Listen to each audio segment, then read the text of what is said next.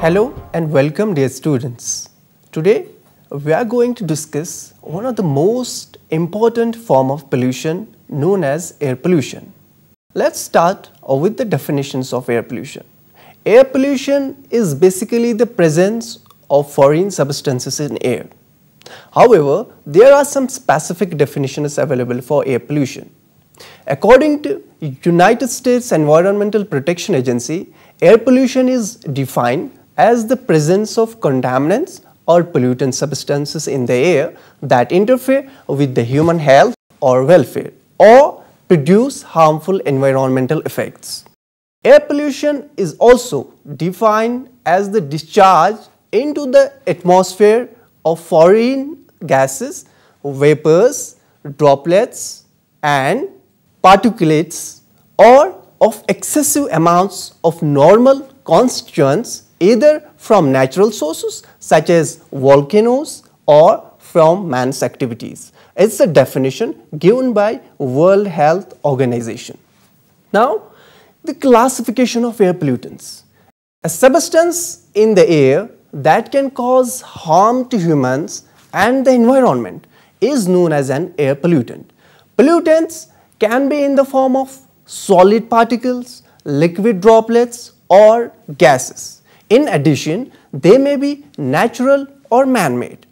Pollutants can be classified as primary or secondary. Usually, primary pollutants are directly emitted from a process, such as ash from a volcanic eruption or carbon monoxide gas from a motor vehicle exhaust or sulfur dioxide released from factories. Secondary pollutants are not emitted directly. Rather, they are formed in the air when primary pollutants react or interact. An important example of a secondary pollutant is ground level ozone, one of the many secondary pollutants that make up the photochemical smog. Some pollutants may be both primary and secondary. That is, they are both emitted directly or formed from other primary pollutants.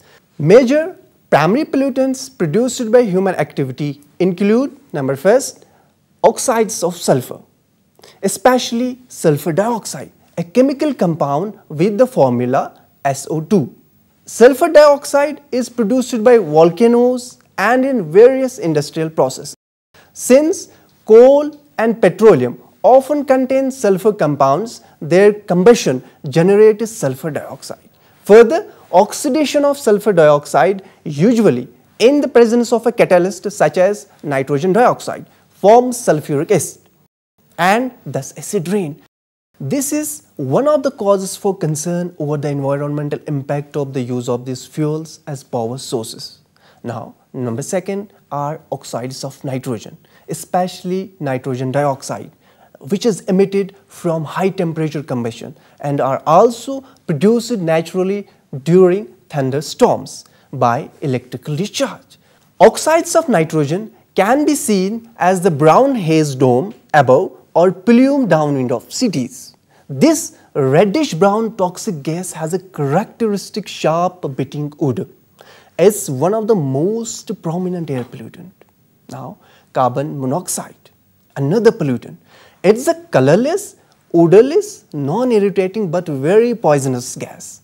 It's a product by incomplete combustion of fuel such as natural gas, coal or wood. Vehicular exhaust is a major source of carbon monoxide. Another pollutant is the carbon dioxide. It's also a colorless, odorless, non-toxic greenhouse gas. It's emitted from sources such as combustion, cement production and respiration. It's recycled in our atmosphere in the carbon cycle. Another category of pollutants are volatile organic compounds, usually known as VOCs. Volatile organic compounds are an important outdoor air pollutant. They are often divided into separate categories of methane and non-methane volatile organic carbons. Methane is an extremely efficient greenhouse gas which contributes to enhanced global warming.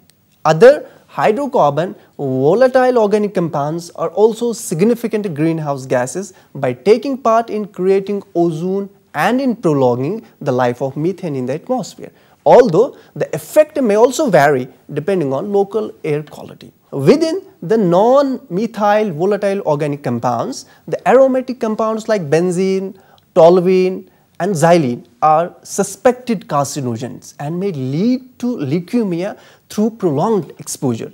1,3-butadiene is another dangerous compound which is often associated with industrial uses.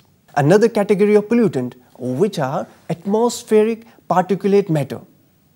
Particulates, alternatively referred to as particulate matter, capital PM, or fine particles, are tiny particles of solid or liquid suspended in a gas. In contrast, aerosol refers to particles and gases together. Sources of particulate matter can be man-made or natural. Some particulates occur naturally, originating from volcanoes, dust storms, forests and grassland fires, living vegetation and sea spray. Human activities such as the burning of fossil fuels in vehicles, power plants and various industrial processes also generate significant amounts of aerosols. Averaged over the globe, anthropogenic aerosols, that is, those made by human activities, currently account for about 10% of the total amount of aerosols in our atmosphere. Increased levels of fine particles in the air are linked to health hazards such as heart disease, altered lung function and lung cancer. Dear students, another category are chlorofluorocarbons. These are harmful to the ozone layer emitted from refrigerators, air conditioners, where it is used as a coolant and in plastic foam such as thermocol. Now, ammonia. It's emitted from agriculture processes. Ammonia is a compound with the formula NH3. It's normally encountered as a gas with a characteristic pungent odor. Ammonia contributes significantly to the nutritional needs of terrestrial organisms by serving as a precursor to the foodstuffs and fertilizers. Ammonia, either directly or indirectly, is also a building block for the synthesis of many pharmaceuticals. Although in wide use, ammonia is both caustic and hazardous. Now, radioactive pollutants. These are produced by nuclear explosions, nuclear events, war explosives and natural processes such as radioactive decay of radon. Now, secondary pollutants include smog. It's a kind of air pollution. The word smog basically is a syncronym of two words, smoke and fog. It's of two types, classic smog, which results from large amounts of coal burning in an area caused by a mixture of smoke and sulfur dioxide. And number second, modern smog, which does not usually come from coal but from vehicular and industrial emissions that are acted on in the atmosphere by ultraviolet light from the sun to form secondary pollutants such as peroxyacetyl nitrate, usually known as PAN. Now, ground level ozone. It's formed from oxides of nitrogen and volatile organic compounds. It's an important constituent of certain regions of the stratosphere known as the ozone layer. Photochemical and chemical reactions involving it drive many of the chemical processes that occur in the atmosphere at abnormally high concentrations brought about by humans' activity. Usually by the combustion of fossil fuels, it becomes a pollutant and a constituent of smog as well. Now, minor air pollutants include a large number of minor hazardous air pollutants like a variety of persistent organic pollutants which can attach to particulate matter. Persistent organic pollutants are organic compounds that are resistant to environmental degradation through chemical, biological and photolytic processes. Because of this, they have been observed to persistent in the environment, to be capable of long-range transport, bioaccumulate in human and animal tissue, biomagnify in food chains, and to have potential significant impacts on human health and the environment. Sources of air pollution are stationary and area sources. A stationary source of air pollution refers to an emission source that does not move, also known as a point source. Stationary sources include factories, power plants, dry cleaners, and degreasing operations. The term area source, while as, is used to describe many small sources of air pollution located together whose individual emissions may be below threshold of concern but whose collective emission can be significant. Residential wood burners are a good example of a small source, but when combined with many other small sources, they can contribute to local and regional air pollution levels. Area sources can also be thought of as non-point sources, such as construction of housing developments, dry lake beds, and landfills. Now, mobile sources.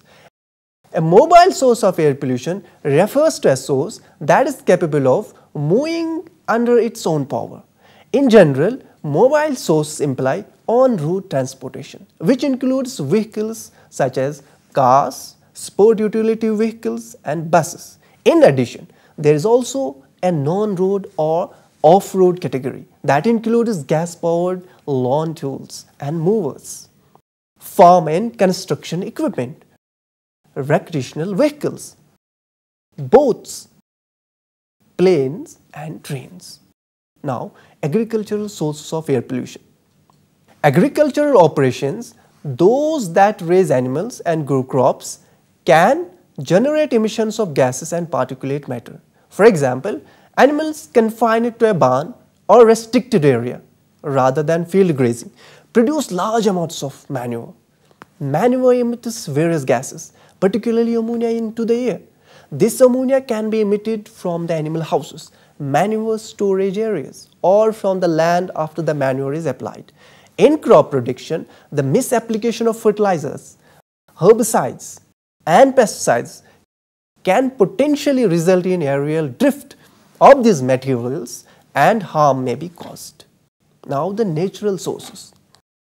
Although industrialization and the use of motor vehicles are the most significant contributors to air pollution, but there are important natural sources of pollution as well.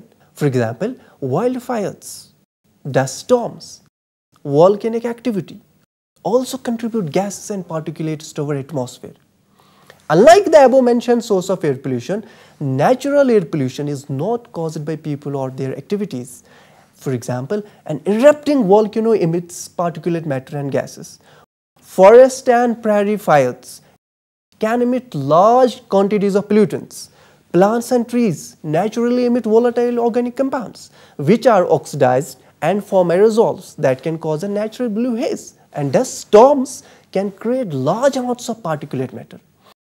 Dear students, let us discuss now the effects of air pollution. A variety of air pollutants have known or suspected harmful effects on human health and the environment.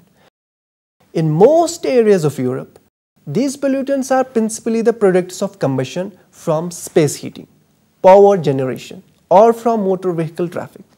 Pollutants from these sources may not only prove a problem in the immediate vicinity of these sources, but can travel long distances. Now let's see the health effects of air pollution. Exposure to air pollution is associated with numerous effects on human health, including pulmonary, cardiac, vascular, and neurological impairments. The health effects vary greatly from person to person. High-risk groups such as the elderly, infants, pregnant women, and sufferers from chronic heart and lung diseases are most susceptible to air pollution. Children are at greater risk because they are generally more active outdoors and their lungs are still developing. Exposure to air pollution can cause both acute, that's short term, and chronic, that's long term health effects. Acute effects are usually immediate and are often reversible when exposure to the pollutant ends. Some acute health effects include eye irritation, headache, and nausea. Chronic effects are usually not immediate and tend not to be reversible when exposure to the pollutant ends. Some chronic health effects include decreased lung capacity and lung cancer, resulting from long-term exposure to toxic air pollutants. The scientific techniques for assessing health impacts of air pollution include air pollutant monitoring, exposure assessment, dosimetry, toxicology, and epidemiology. Although in humans pollutants can affect the skin, eyes, and other body systems, they affect primarily the respiratory system. Both gaseous and particulate air pollutants can have negative effects on the lungs. The lungs are the organs responsible for absorbing oxygen from the air and removing carbon dioxide from the bloodstream. Damage to the lungs from air pollution can inhibit this process and contribute to the occurrence of respiratory diseases such as bronchitis, emphysema, and cancer. This can also put an additional burden on the heart and circulatory system. Table first on the slide summarizes the sources, health, and welfare effects for the criteria pollutants. Hazardous air pollutants may cause other less common but potentially hazardous health effects, including cancer and damage to the immune system and neurological, reproductive, and developmental problems. Acute exposure to some hazardous air pollutants can cause even immediate death.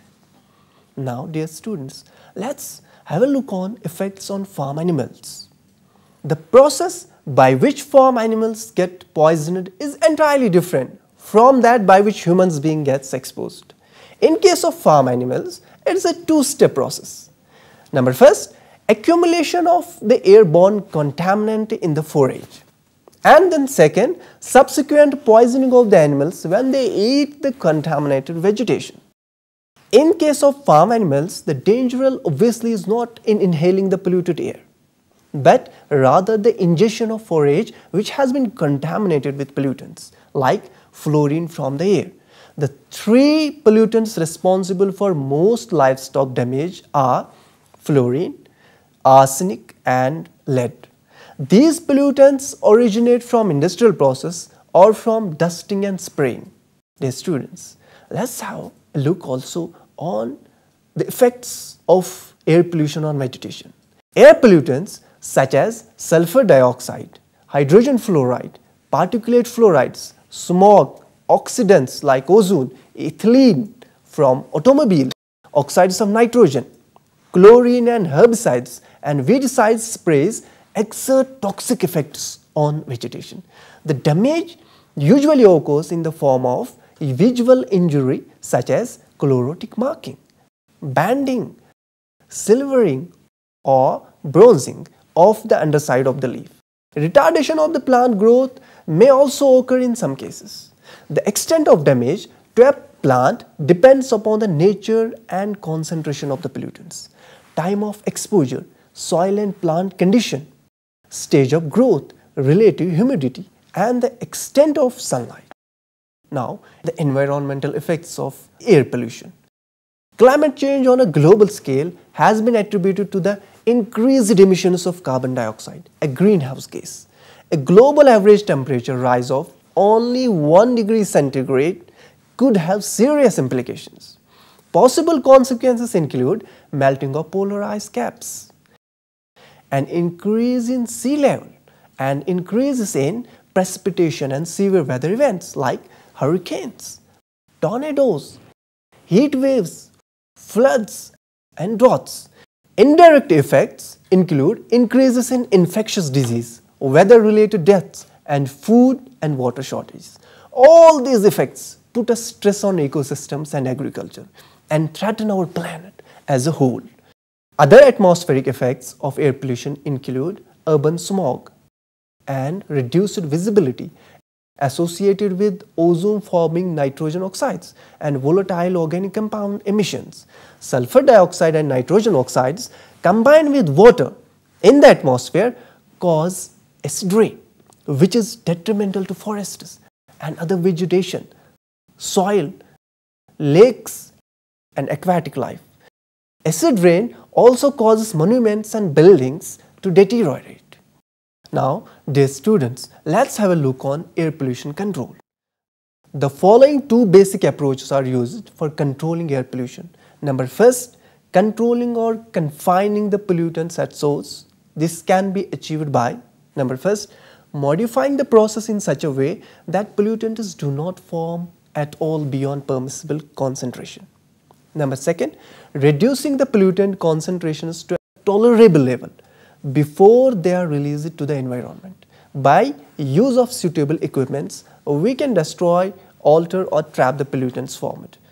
Dilution of pollutants in the atmosphere to permissible levels before they can reach the receptor.